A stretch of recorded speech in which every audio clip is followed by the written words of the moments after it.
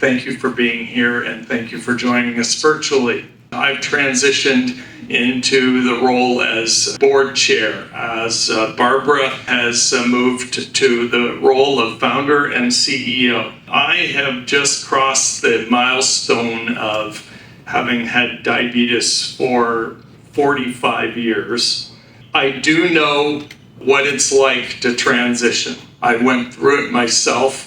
I was 14 years of age. Now you know how old I am. I transitioned to university and went away to school, and it was tough. It was really tough. Diabetes is not without its challenges, but it is a disease about responsibility and determination and resilience.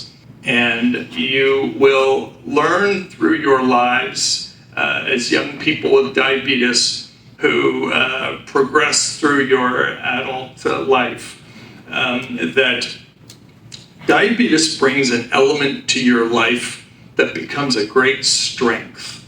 You have a resilience and a determination that your peers do not have. And it's because you have been faced with challenges and obstacles in your life that others can't even imagine.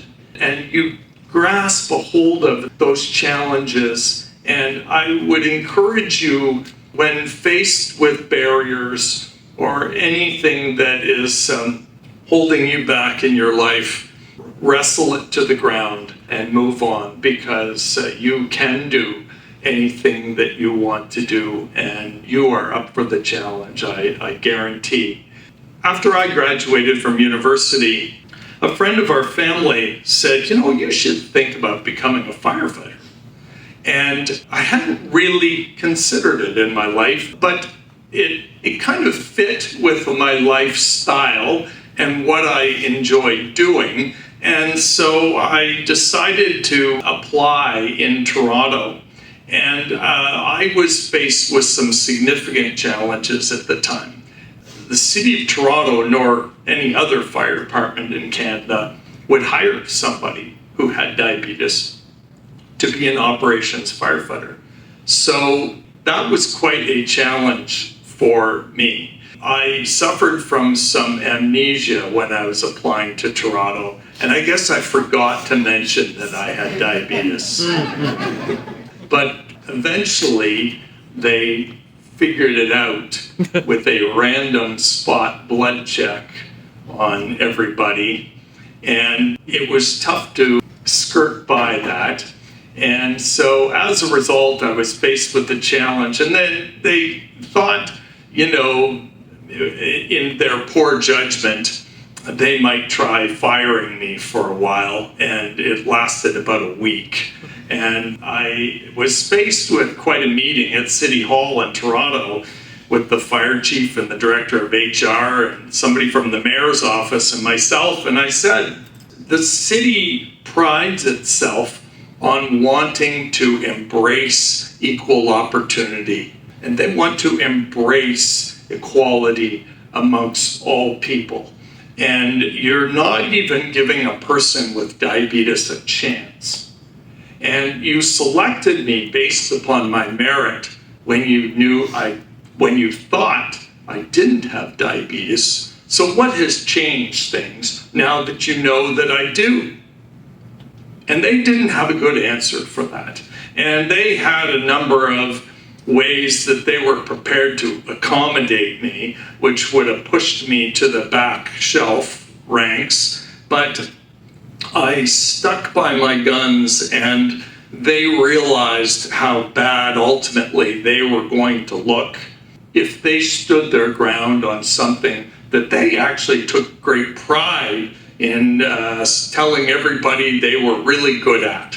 We're in a welcoming city who embraces all people, and so ultimately they caved. And I was faced with some challenges for a couple of years of demonstrating to them that my diabetes was well controlled and I was ready to be a firefighter in the City of Toronto. So fast forward, I'm now a chief officer. I have gone through the ranks, and I am now a command officer at major incidents. And I love the work I do, and I'm proud. And the good news is, since my case, a number of other professions, firefighting for one, but policing also, things like that, the barriers have collapsed because they cannot demonstrate that a young person in good health with diabetes cannot do anything that they want to do. And I want you to take that to heart. You can do anything. Don't tell me you can't play soccer or rugby or football or hockey or field hockey or squash or anything. You can do it if you want to do it. So I'm just going to close by saying I'm honored to be the new chair of the Diabetes Hope Foundation. Our goal is continuing to support young people with diabetes and people affected by diabetes.